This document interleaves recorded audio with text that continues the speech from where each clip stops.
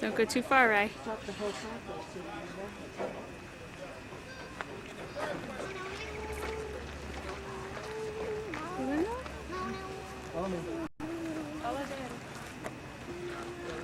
I will weave them into a basket a little bit taller than that.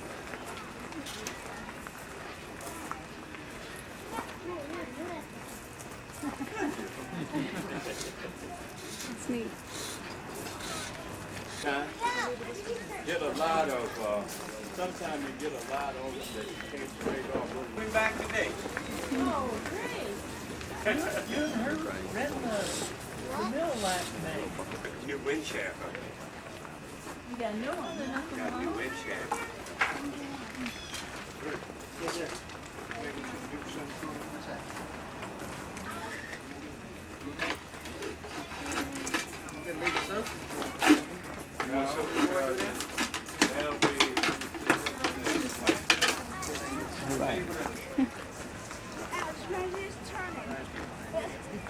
Come on down, guys.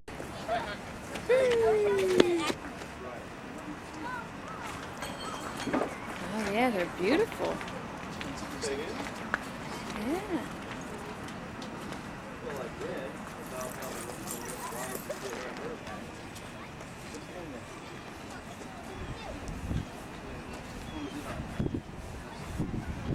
It's amazing, it's still alive. Isn't that just amazing? It's still alive? Actually, three separate stages that take place when you pull the trigger of this weapon. Everybody knows that this is a musket, do they not? Yes. Good. Everybody knows this is a flintlock, meaning it is a lock mechanism that can create sparks by scraping a flint against a piece of steel, right? Yeah. Very good. When I pull the trigger, He's got his ears covered. the cock, this arm here, flew forward, scraped up against the hammer, which is a piece of steel. Now, when the flint rubs up against that steel, it's going to tear tiny shreds of the steel off. Those shreds are going to be white hot. We call them sparks. That was the first phase of 3 that occurs when you pull the trigger, as far as getting the main charge to explode. The second phase includes the hammer flying forward and those sparks landing in the pan. This is where I've got a little bit of powder waiting as prime. When that powder explodes, there's a fireball about the size of my head, lingering on the outside of the lock, burning at about 3,800 degrees. There is a tiny hole that's been drilled into the side of the barrel, called a vent. Some of the heat from that explosion travels through the vent, and when that happens, stage 2 has been completed. The last stage includes setting off the main charge inside the barrel. When some of the heat from that 3,800 degree explosion travels through the vent, sets off the main charge, a 1-ounce lead ball, about 69 caliber, hurls out the barrel and towards the enemy at a rate of about 1,000 feet per second. That is stage 3. It can take anywhere from an instantaneous explosion after you pull the trigger to a hang fire of about 1 second before the ball actually exits the barrel.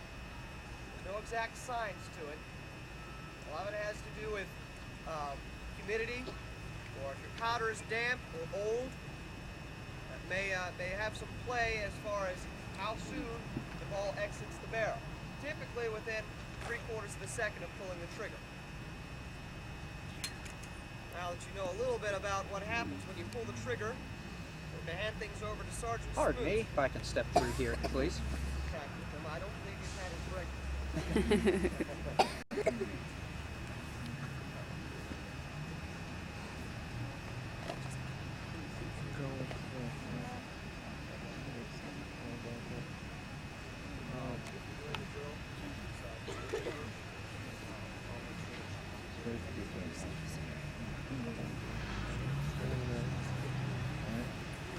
Now, feel the purpose of all of this. thing that you noticed is that he was an individual and I am an individual discussing all of this. What you have to realize is that when you enlist in the rank and file, you cease to become an individual. You become part of a huge human war machine. The idea with this weapon, as per he has described, all that it takes to load and fire the weapon, or what it takes for the weapon to ignite, is that you are required as a soldier to be able to load and fire this weapon no less than 4 times in 1 minute. To help achieve that, first of all, the weapon is designed with the 3/4-inch bore, and it fires the undersized lead ball. That's one process that helps you in loading the weapon quickly. The ball does not fit tightly in the bore as it would with a hunting rifle. The concept with a rifle is to have a tight-fitting ball to engage the lands and grooves called rifling inside of it to make it spin and go straight and true for great distances, up to 300 yards. With the infantry muskets, you're wanting to fire quickly, and you're not concerned with pointing at an individual, but pointing in the direction of the enemy. And that ball that is fired, 69 caliber, weighs an ounce, a little bit larger than a marble, actually rattles around inside of it. But what happens when you fire every weapon is that there's leftovers from the burning of the powder. It's called fouling. It's carbon and salt. And that builds up on the inside of a rifle as well as this weapon. And it hampers the loading process, where you literally have to stop and clean the barrel of a rifle after 3 or 4 shots. And that would be suitable in the field, to have to stop and clean your weapon when the enemy's firing at you. That's why the military weapon is preferred in the hands of large bodies of men firing together what are called volleys. Now, to help them achieve the firing rate that they want, they carry pre-measured ammunition called cartridges. Everything that you need to load and fire the weapon off one time. I've shown you the lead ball. That's normally at the base where my fingers are at. Above that is all of the gunpowder that's needed for one shot. Now that would normally be a 69 caliber ball and 160 grains of powder. For instructions today, we've left out the lead ball, so that should help ward off the question I normally get, where the lead ball went. It didn't go anywhere. It's right here in my pocket. Everybody agree upon that? Very good. Now, the charge that I have is roughly about 110 grains of powder today, so it's not going to be as much as used in a regular service cartridge. We're here for instructional purposes. You add one more important factor: the smooth bore weapon, undersized lead ball, the pre-packaged ammunition called cartridge, and that third element is called the manual exercise, a standardized way of loading and firing the weapon. By 17 and 64, the manual exercise has been streamlined from 25 steps for loading and firing the weapon down to 16. And it is the latest manual exercise to be used by the British regulars and also by the citizens here in the colonies. Mainly before reformation of armies, it was for the use of the militia. But it's the same exercise now that has been prescribed by the Virginia Convention in July of '75 to be used by Virginia's troops. So what I'm going to do is talk you through the loading and firing step by step as for training purposes. And if I'm successful in getting the weapon to fire, then I will show you what actually takes place in the field of battle. First step is to set the weapon on safety. Now those of you over here are going to have a little bit of a disadvantage. I cannot turn around and talk to you with a weapon that's loaded and pointed at all these people while I'm doing so. So I'm going to try to talk, keep my weapon pointed in the proper direction. You'll just have to bear with me, and I'm going to try to talk loud enough for everybody to hear. I've set the weapon on safety. It's called half cock. You can pull the trigger, hang on the cock, and if it's working properly, it will not go off half cock. Handle cartridge. Slap the cartridge box. As I mentioned, these cartridges are pre-made. They could be made quite a few months ago. The powder inside could cake and become lumps. You slap the box, for one, to help loosen the powder, and two, to show that you are disciplined and are actually achieving this together. And that can send a message to the enemy, knowing that you are disciplined and are very well trained, can cause them great concern. Bring the cartridge up to the mouth, bite it open, and prime. Dash a bit of powder into the priming pan. Now you have to be wary about over-priming the weapon, because that, again, that's going to be an explosion right by your face. Not only yours, but the soldier standing to the right of you. So you want to shape the pan to make sure that powder stays right there. Covering the powder over, it also introduces the steel to the flint. The flint is a hard stone that is harder than steel and going to cut at a glancing blow.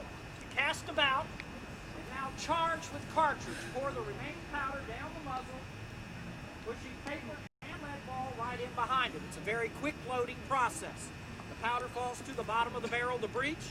The lead ball wrapped in paper needs to be seated tightly upon the powder charge. To do that, you draw the rammer. And being an undersized lead ball, it does not take a lot of effort. One quick thrust is normally all it will take. And then return the rammer. Now today, as I've already mentioned, I have no lead ball, but powder only. But the paper is an important part of the loading. Today, we're not going to insert it down the barrel because it becomes a flaming projectile. Don't want to set my wood pile here on fire. So we're going to drop that aside, come back up to the shoulder. Shoulder fire lock, boys fire lock, full cock fire lock. Do not like loud noises. Now's the time to plug your ears. Reset. There goes Ryan. Hi. Now, obviously, that took a little bit longer than 15 seconds, but normally you're not going to have to explain that to the enemy. You already know how to load and fire. In the field of battle, you will be given the command This simply camera's weird. prime It doesn't and make a load. click. It doesn't take a flash. Why can't you load my camera? 5, 6.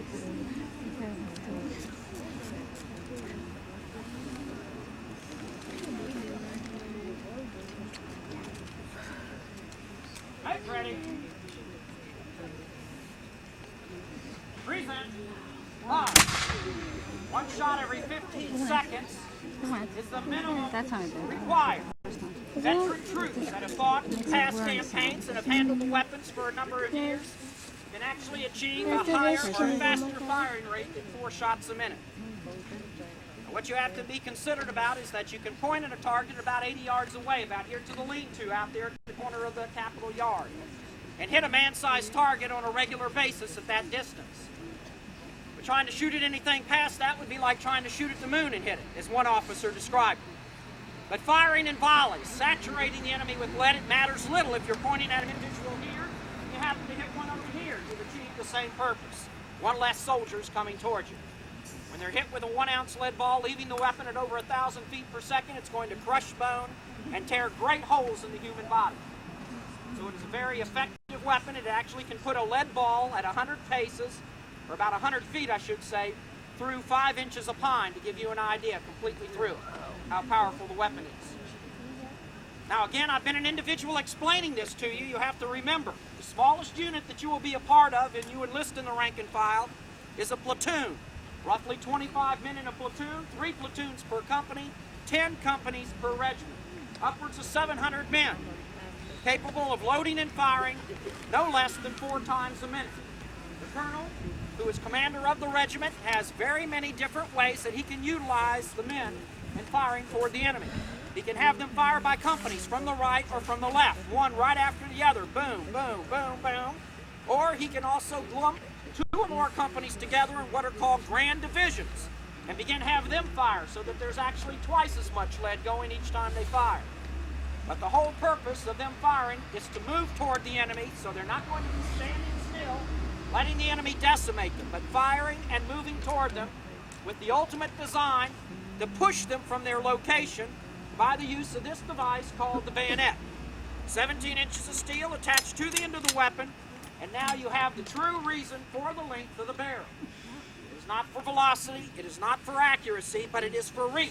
Charge the bayonet and literally move in and push the enemy.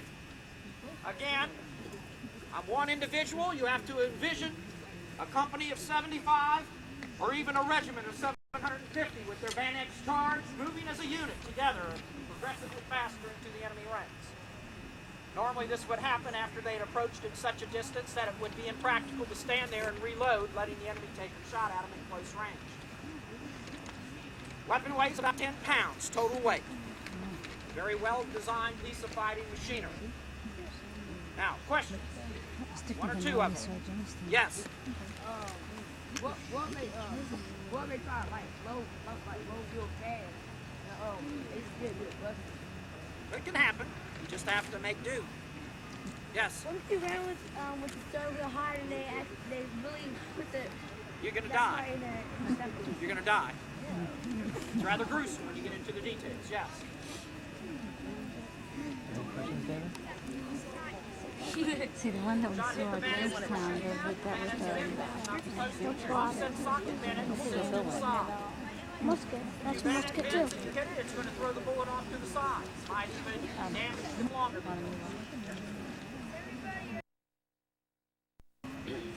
That's rather redundant.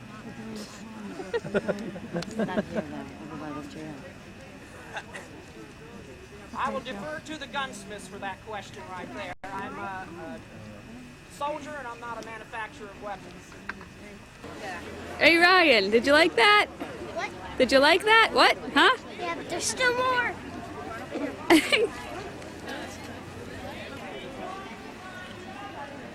Look at that, isn't that beautiful?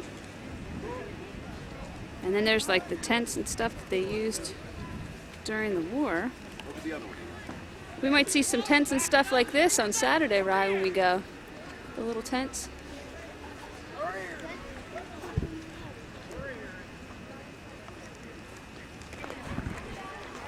And they got a clock up there. Okay, let's see what that is. It's their symbol.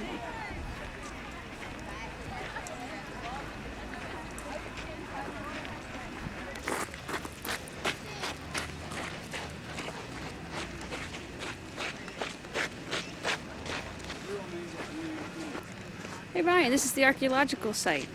This is how they dig it up, and this is what it looks like. Can you see through there? So this is all that was left of the original place. Things like this. And then they took that and reconstructed it.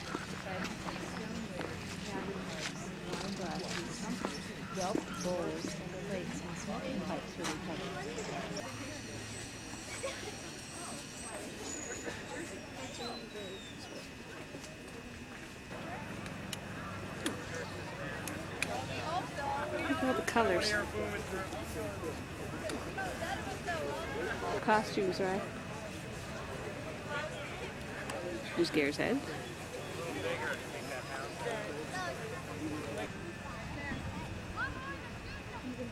So I'm going to tell you about those once we start. We start until 10:30, because that's the time it says in your newspapers that we start. 10:30. 10:30. It's not 10:30. The bell. Education. That's what we do in this museum. We try to make it fun, but we also try to make it informative. So, I'm going to inform you about artillery pieces that support infantry, cannons that support foot soldiers. Up there in the encampment at 10 o'clock, 12 o'clock, and 2 o'clock, we give a brief overview of the Manual of Arms. Lord Harvey's book on how foot soldiers should maneuver on the field, should load and fire and reload and fire. All the book on how to be a foot soldier. Well, foot soldiers are pretty awesome. They can stand shoulder to shoulder and fire walls of lead at the enemy. They can fire one volley every 15 seconds. You have 3 rows of soldiers firing in sequence. Front rank fires and is reloading while the second rank fires and is reloading, and then the third rank's firing and reloading, and by then the front rank is ready to fire again. So we could be sending walls of lead at the enemy every 5 seconds. Pretty awesome. However, this iron ball that can travel over a half a mile, and when it hits the ground, it's going to bounce and careen and wreak havoc with undisciplined troops. Foot soldiers do not like to step over fallen comrades or pieces of fallen comrades. So, you've got people being shattered by a ball bouncing through them. That's a pretty gruesome thing to have to continue to march through. Or, if we don't want to use a solid ball, even better against persons, even better against foot soldiers, is to make a container that's got 3 pounds of musket balls or 3 pounds of bigger lead balls or bigger cast iron balls. Shoot that out of this muzzle, and it's like a huge shotgun. It will mow down, destroy a column of men approaching it. Nasty, nasty, nasty piece of gun. It's a nasty gun that will shoot a 3-pound charge about a half a mile. That means if we parked it at the bottom of Duke of Gloucester Street, right up against that fence there, at the Capitol, facing up Duke of Gloucester Street, the ball would still be airborne going by Prentice Store and would be bouncing and doing damage as it bounced past the courthouse. Pretty nasty. Now, two of these are assigned to a company, so we could have a 6-man cannon crew with a company of just under 100 men, about 70 of them with weapons. It looks a bit like a critter, doesn't it? An insect. And the fact that when I fire my projectile at the front end, it hops back 10 to 12 feet. Guess what they call this thing? A grasshopper. So we've got a grasshopper here, gallopers up on the green.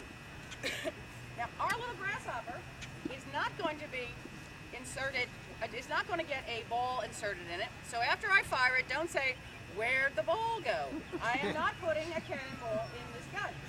It is not neighborly to shoot cannonballs at the Patrick Henry Inn. And that's about where it would wind up. There would be no Patrick Henry Inn from all the times we fired this grasshopper in this position. Also not very nice to the Benjamin Powell house. A wonderful antique sitting over there. If I change my trajectory, I can get the Powell house, but that's not neighborly. It's a wonderful antique. And they've got enough problems with the set.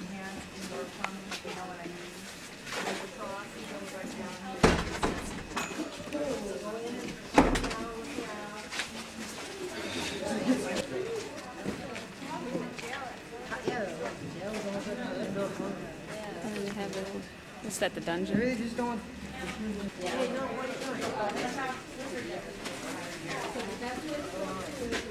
Can't see anything in there. Want to go in, right? Yeah? Peek in a little bit. Wow. I guess this is the toilet, huh? Here's your potty, Ryan. There's the garden out the back. Oh, you get a nice view of the gallows.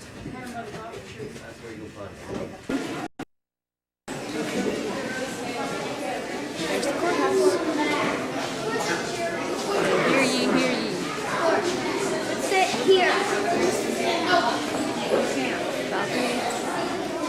Balcony.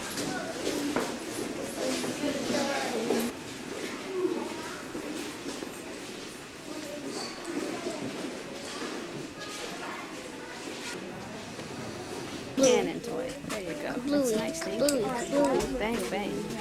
Part of the 20th century, 21st century community, I guess, that supports the 18th century community of Williamsburg. What am I talking about? How much cloth you got at your house? Got curtains on the windows, carpet on the floors? Mama got a dresser and a closet just hers. Daddy got cloth, brothers and sisters. All that cloth, right?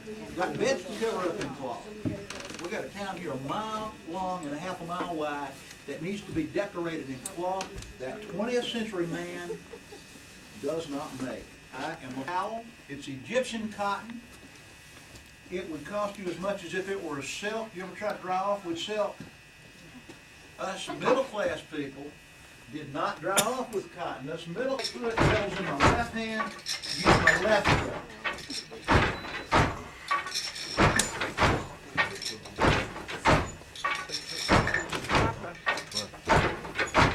Their table. A portrait artist did a painting of it and had to cut it down so they could see the people that were behind this piece. It's that large. It's yeah, so the folks buying furniture from us, buying items from us in the 18th century are generally in the upper Put them in there.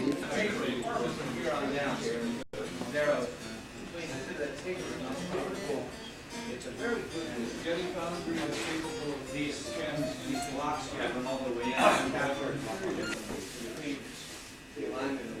What makes the best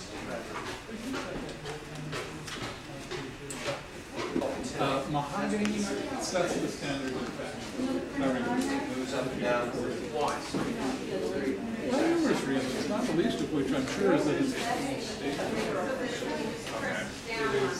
yes. medium hard. Those things that they may cost less. Things that blacksmith specialty is doing repair work, the items you already own, and making the materials when you buy them. Don't throw them away, you fix them. And the only custom nails aren't custom made. Hinges like this are custom made. Gardening hose and field hose like this are custom made. These are the types of things that come in here. Today, you can't buy these things anymore. And we need them for building them or reconstructing in town or for projects going on in the other trade shops. That's what we do now. We make these things. We're the nail shops in the United States. For a few. But for the most part, before and after the revolution, it's cheaper to buy anything imported. They manufactured nails in this shop during the revolution. And if you went to some of the more northern colonies, they didn't tend to import as much. They didn't have the shipping. He's a good nail maker. They also did shoes. I wonder how to make. I wonder how to.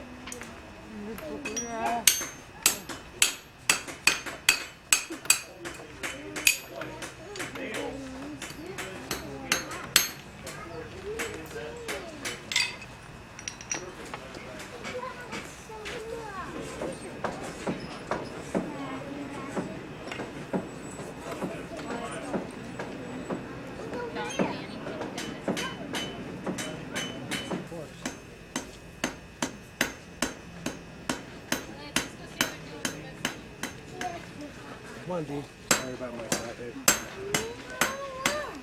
You can see the screen.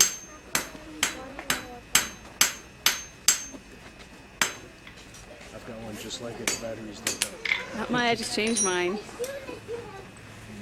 There you go.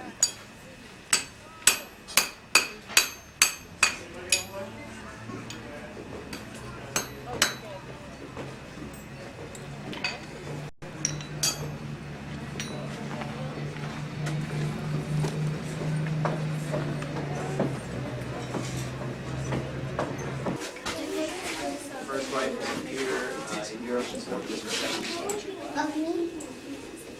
barrel spirals through the barrel, scraping off iron in grooves eventually. After numerous pulls, as many as 100 for each of the 7 grooves, you're going to have grooves of about 12 thousandths of an inch in the same spiral pattern as the template.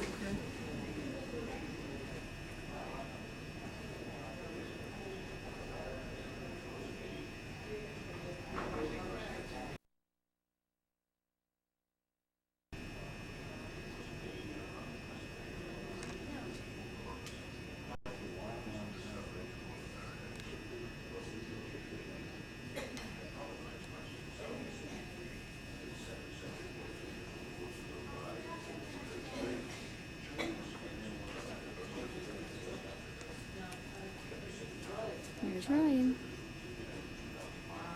Did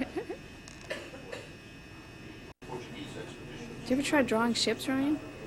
No, I don't want to draw them because those strings are hard to draw.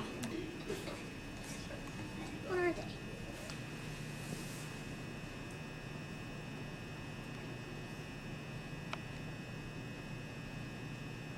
It's a lot smaller than that one. Yeah, this is a huge head, so you gotta use this thing for just cranking up. There are a couple swords.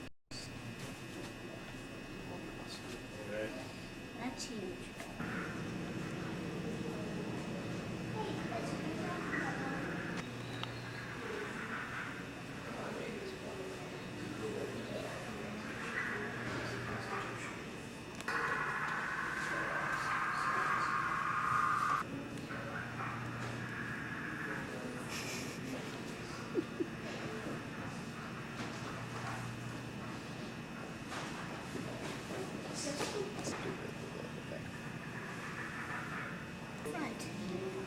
What do you call that thing? Do you know the name?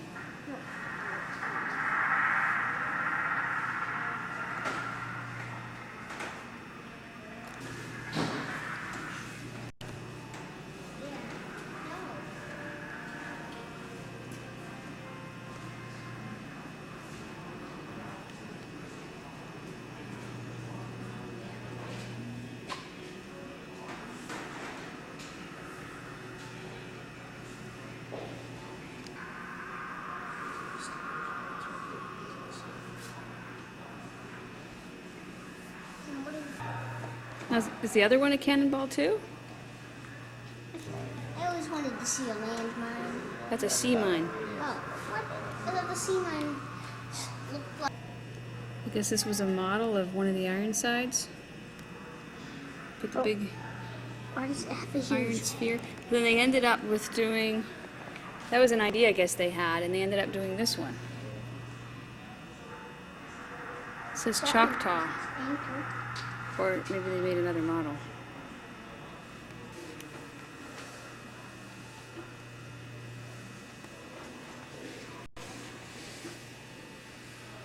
There's the anchor. Yeah, Ryan likes the anchor. So which one's this one? Mary Mac.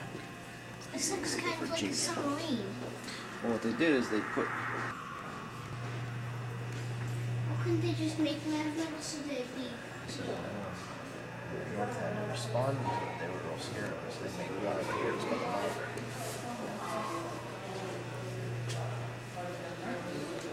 And that's supposed to be this turret. So this thing goes completely underwater. See the picture of them fighting? Looks like I know it's winning a little bit because steam's coming out of that.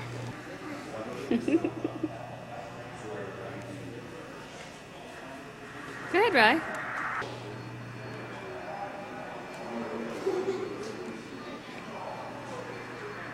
It's the anchor of the Monitor. It's World War I. Submarines.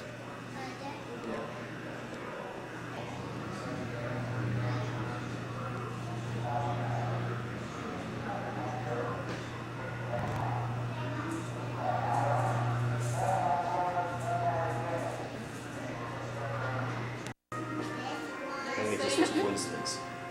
Torpedo. Look at this. This is like a normal. It's a big torpedo. Is it a narwhal too? Oh, that's narwhal. I don't know. A narwhal.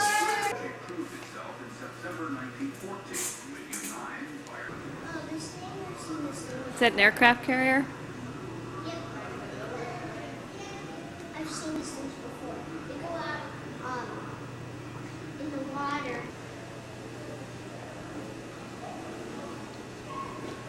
W.A. Anders?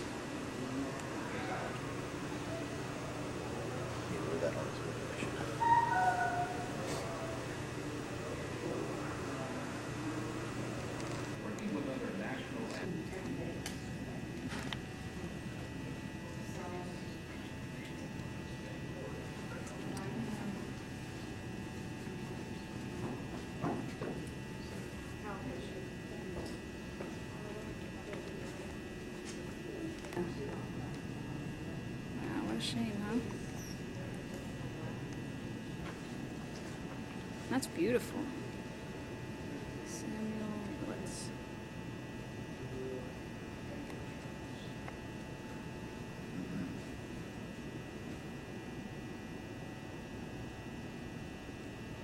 You don't get the color though unless you go up.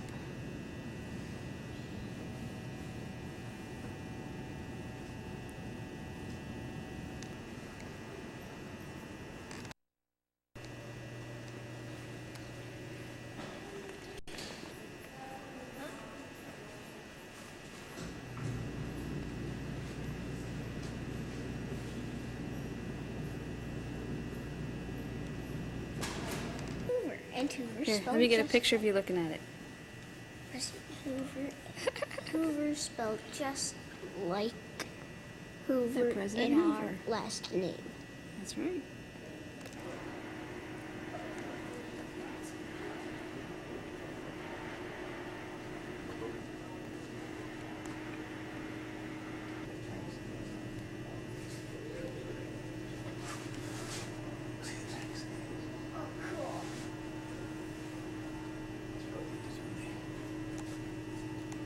Oh, look at those.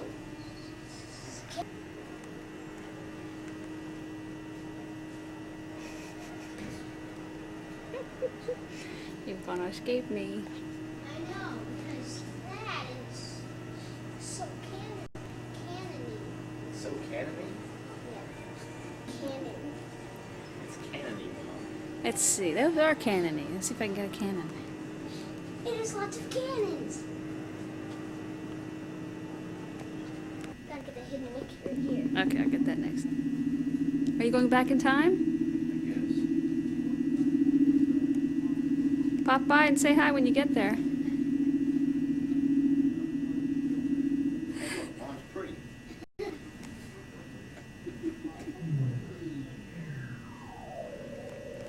Okay. Hidden Mickey. Mom? All right, Scotty, I'm ready.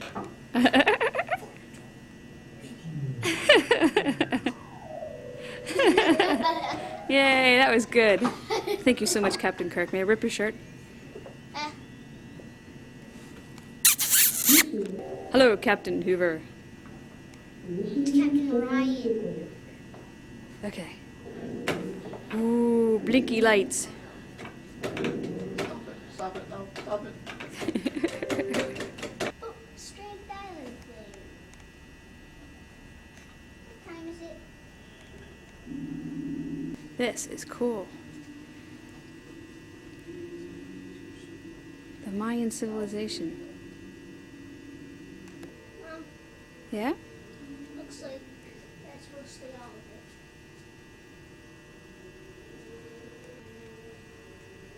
Calendar stuff.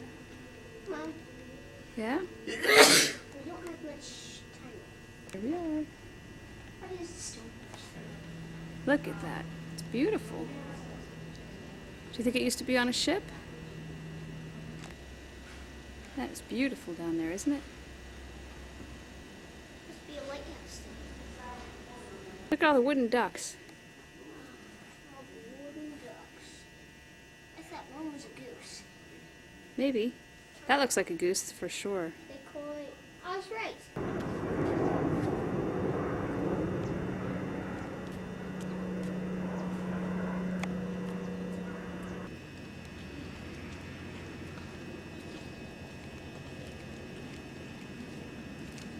Shallow water.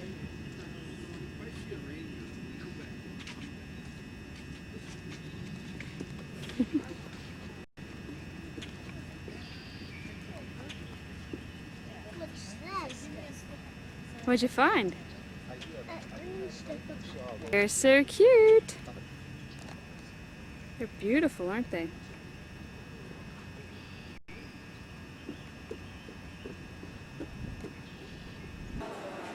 Wow.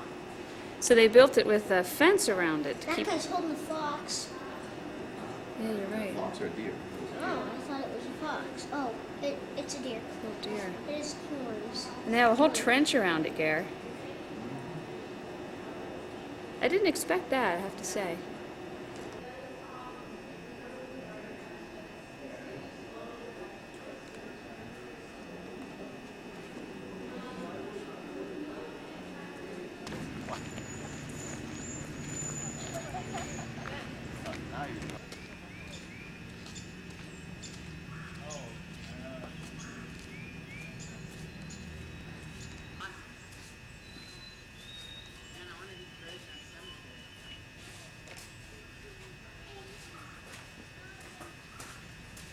It's like a church thing.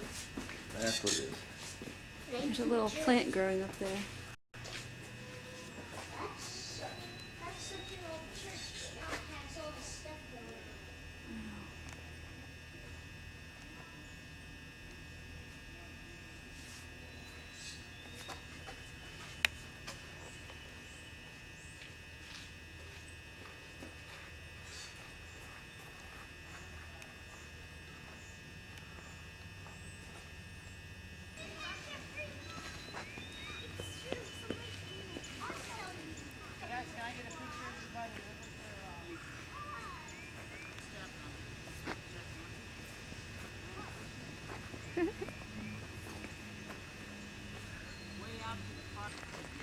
on. The original glass house of 1608. See, they enclosed it in this glass to protect it. Here's the diagram. The main working furnace melted the glass and kept it at a working temperature. And that's it.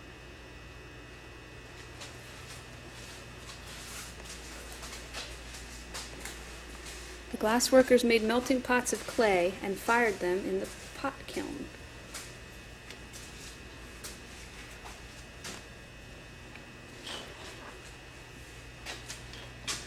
After the glass blower finished a piece, he placed it in the annealing furnace where it cooled slowly. Rapid cooling causes breakage. Here's the finished pieces.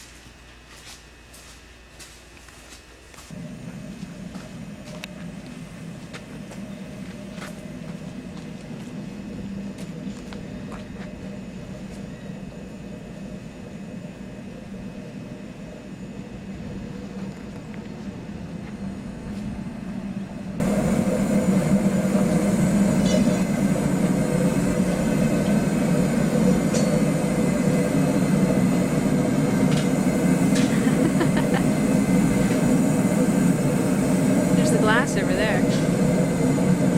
Finished pieces.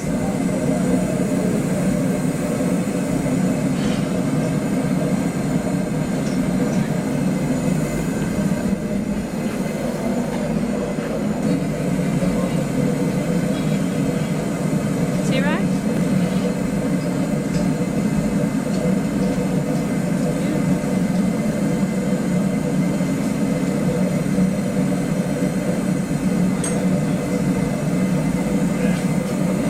There, he's blowing into it.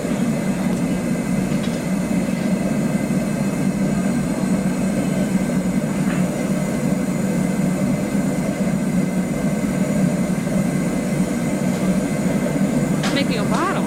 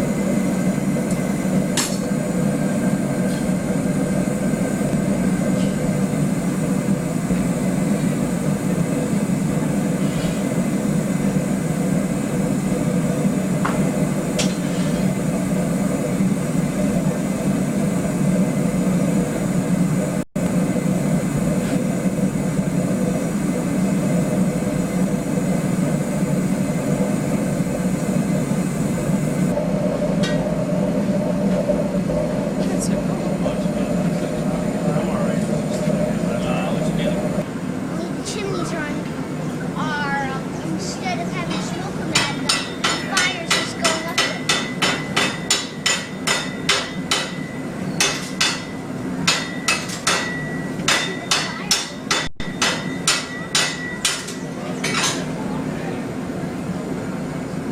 I think it's cool how this cup thing with the dish.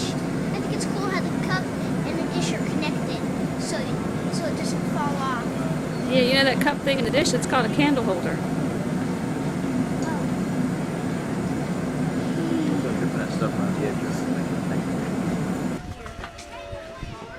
Oh yeah, and in the model, this was built up with sand, and there you have your cannon.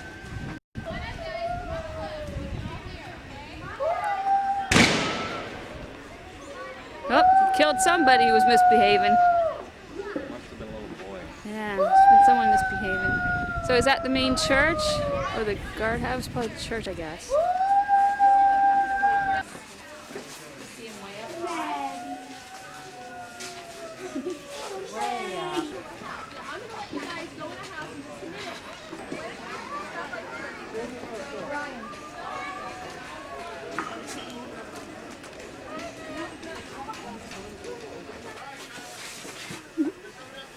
A window. Yeah, see there's no glass in the window. So I guess if they pulled it shut, it would get very dark in here, wouldn't it? This little barrel. Is that for their pet?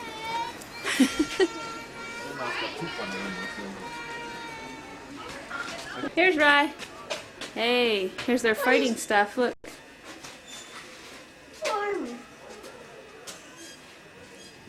They got their candles. This was bigger than the other place. They have a whole table. What is that kid doing? Oh, he was howling at the moon. I think he's a werewolf. Is this the guardhouse? It's getting annoying. Oh, they must have had a bad life. Yeah. Here's the other end where they have the cannon up there.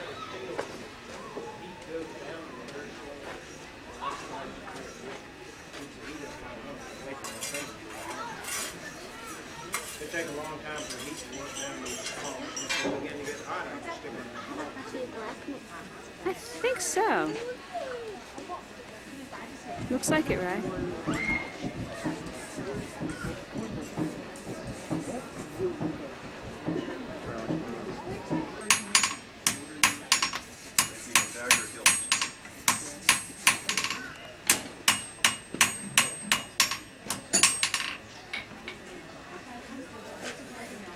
Like that, right there. Right here, right?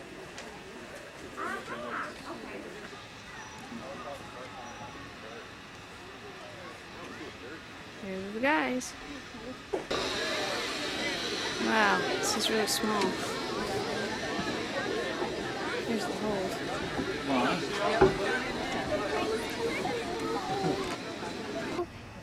Please Look, don't. it's a Civil War encampment. Why? It's not disgusting. Really? Yeah, it's not disgusting. There's swings and seesaws over there. Do you guys want to go over there? Are we It was required when we to? were at Williamsburg. Mom felt like she had. Be careful with that stick, Stop it. And there's the kids. And there's the Karen. And there's the Jeters. Okay, let's get the horses. Whoop, boy, zoomed in too far. I got a saddle between two trees. All right, back it out, back it out. There we go. There's my beautiful horses. He's right behind me. You're not chopping wood. You're hitting There's the wood with a stick. horses. Go by that one. Over here. Oh, there's a guy on the horse. Why? He's having fun.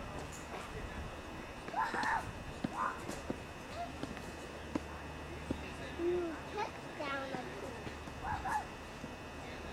I don't climb a tree.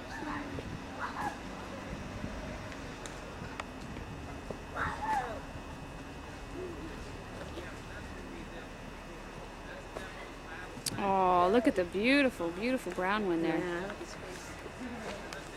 Let's see if I can get his face. Oh, you're so pretty. There's Gary and Doug.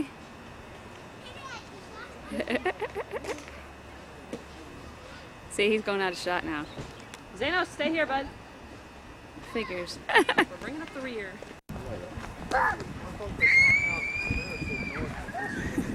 It must be because there was. Oh. It seemed to be all Confederates down that. The seawall was built around Look at there. to control. Look at that. But I didn't know whether it would be like paved like this. Yeah, stand and stay.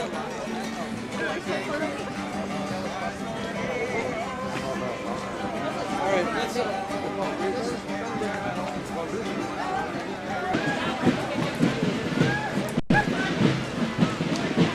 Oh, wow, look at that.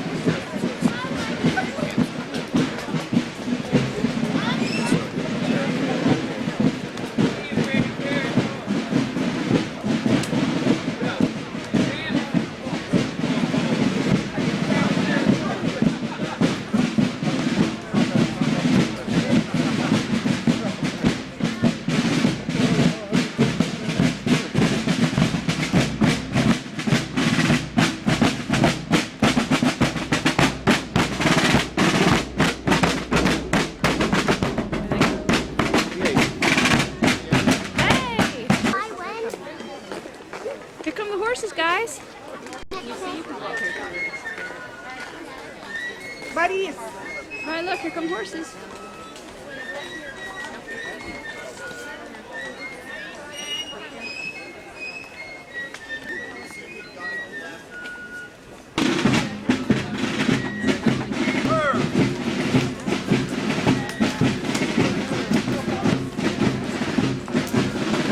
There they go.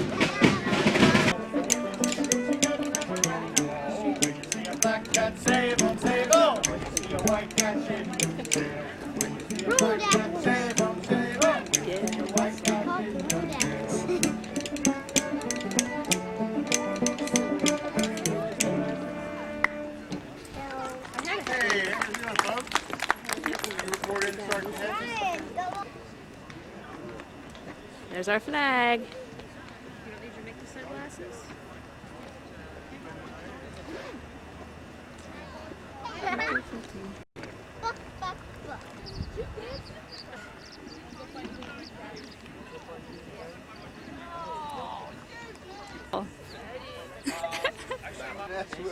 Okay, you better.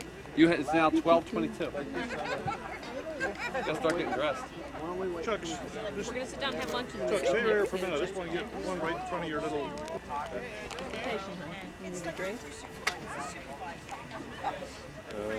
Say cheese! Hold on, go ahead. I want the cheese. Welcome. No, you may not have your cheese. It's my cheese.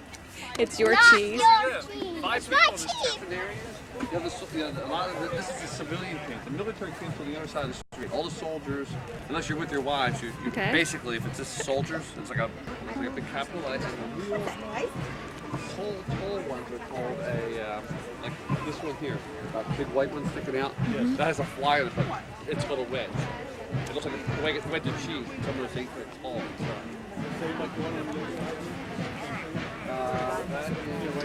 I guess that's more a wedge.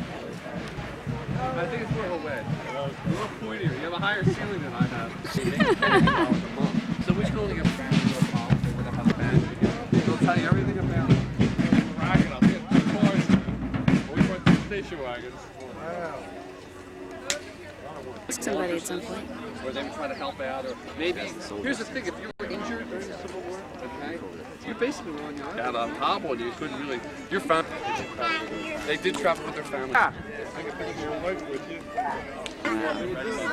Lined up. You can fill it right into the water buffalo directly. What they'll do is they'll pick everybody's canteens up and they'll take turns. 2 men in each tent. Right now, this is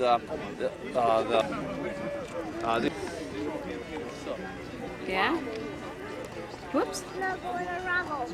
You see the next line? You see the battle? You see the flag? 33rd New Jersey. And then that's their street. And then you go along, so on and so forth and so forth. This would be your avenue. Got all the flags along Springfield. Okay?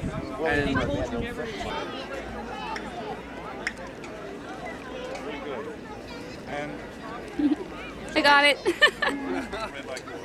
perfect. Goofing around. I get Karen's profile. That's the best. I'm a yapper though. And like our band was put by the Dex Band, which is a very famous band in Philadelphia. And actually asked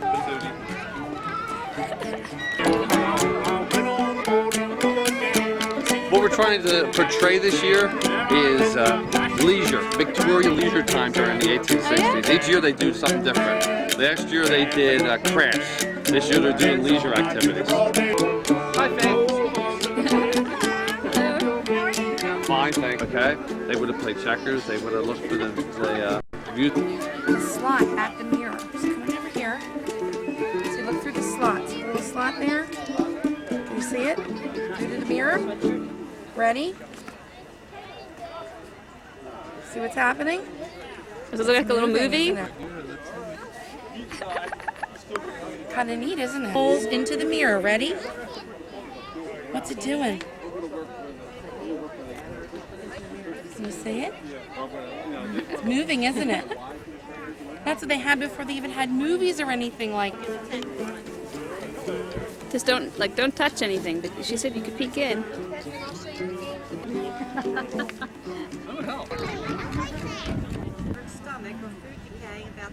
It's nice.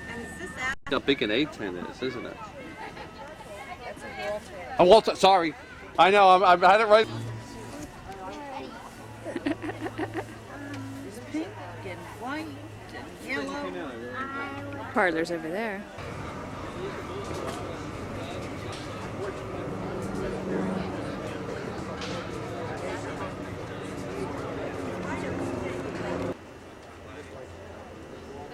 Tinsmithing.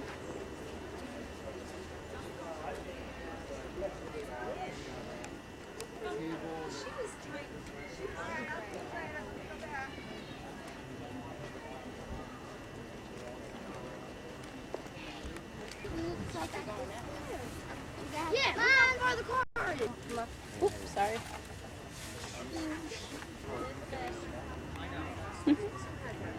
There's all the blankets and everything.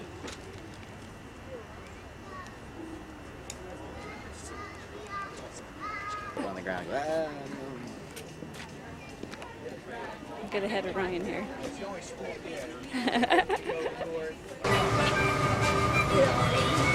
The first time we get out of trouble on that.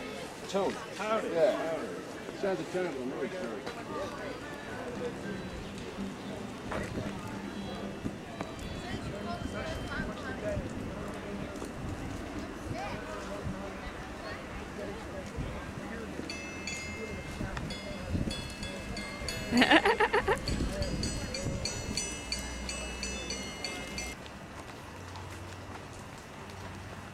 Oh, they're going around.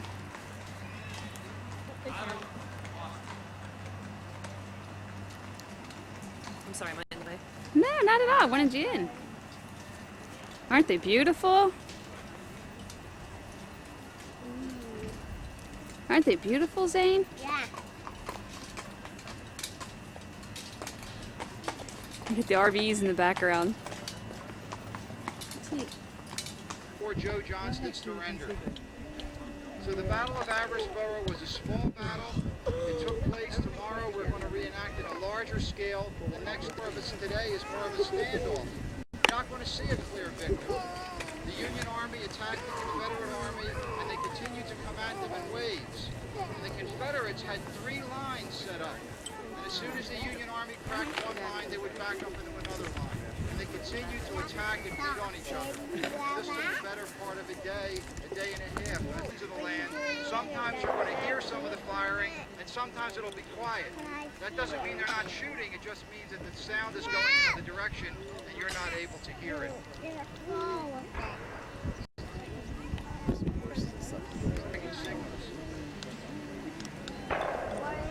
Because there are Confederate troops in front of them, and they're trying to tell each other what's going on and what they want each other to do.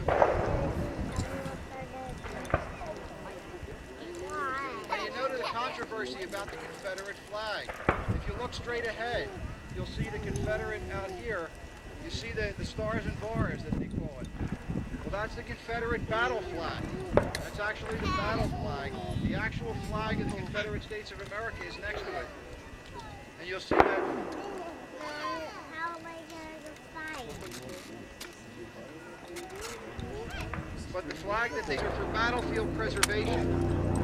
You may be aware that there is very little government funding to preserve America's heritage.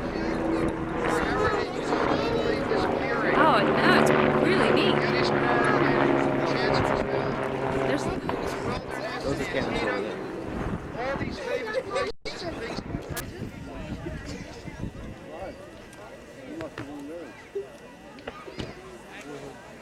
Folks, I've been asked to remind you to make sure when you get up you check yourself for ticks. They said there were 20 minutes until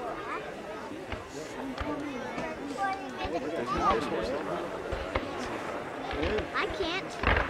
Can I get that closer? You got my shoulders? My shoulders, you got your breath.